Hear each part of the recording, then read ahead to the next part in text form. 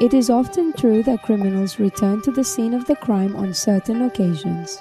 However, sometimes they tend to have risky behaviors, such as calling emergencies to report a murder they committed or even going to the victim's funeral. At this point, we will analyze some strange examples of murderers who attended the funerals of their own victims, because they did it well, maybe to divert attention from himself in any kind of investigation or just flirt with the risk of being caught, and this is 6 brazen criminals who attended the funeral of their victims. Number 1. Colin Ash Smith. In 2015, an inmate boasted of a successful murder. The killer was Colin Ash Smith, who was in prison at the time for another crime. 22 years earlier, a young woman in Kent was brutally attacked and murdered at a crosswalk. Prisoner Ash Smith. He shared his story with other inmates, who began to recognize the situation. They told the prison authorities, and it turns out that it was finally leaked to the police that the 1993 murder of 16-year-old Clark Tillman was being reviewed. Ash Smith was a suspect at the time, but he was never charged. His parents were friends of Clark's. So it made sense that I could attend the funeral. He did it blatantly, even in the same jacket he was wearing when he killed the teenager. Ashy Smith was convicted of the murder and received another 21 years behind bars.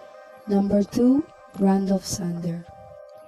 In January 2015, Randall Sanders walked into a Philadelphia police station to confess to the murder of 56-year-old charity director King Jones. She ran a non-profit organization called Turning Point for Children, and one day she found a financial irregularity that led her back to Son.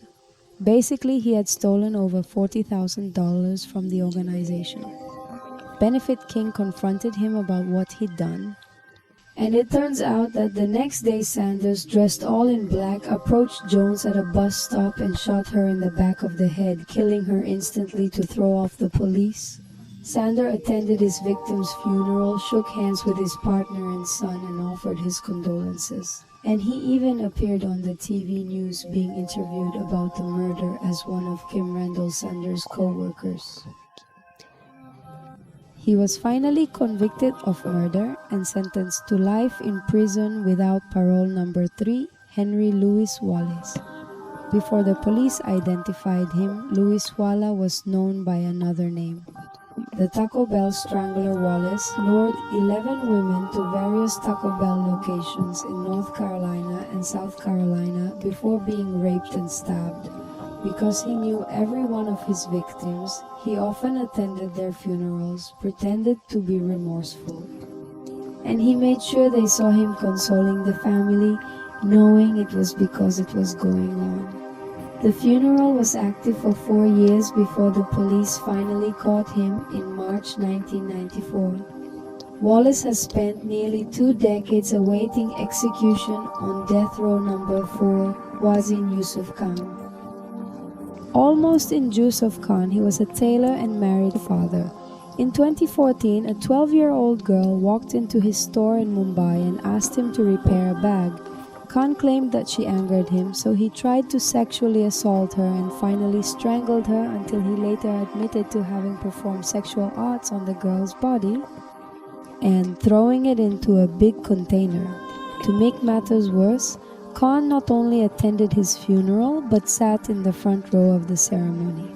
Local anger was so great that it was necessary to prevent a mob of angry residents from storming the police station and doing justice themselves.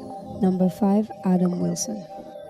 A day before his 90th birthday, Australian Air Force veteran Ken Hartford was attacked and killed in his own home.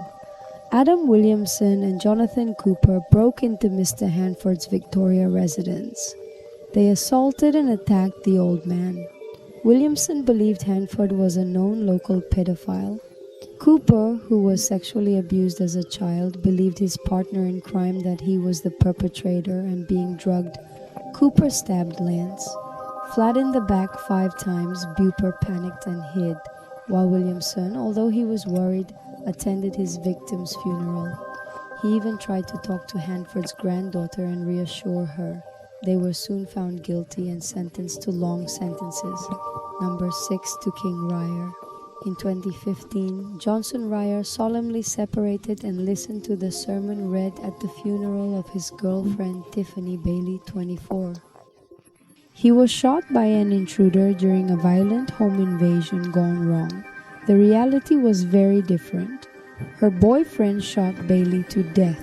Greer attended the funeral but did not make it to the end of the church service. Halfway through, he approached an off-duty police officer and confessed. He received a life sentence for his crime. And this is all in Sabueso del Crimen. And remember to share the video, comment below, and of course subscribe to the Adios channel.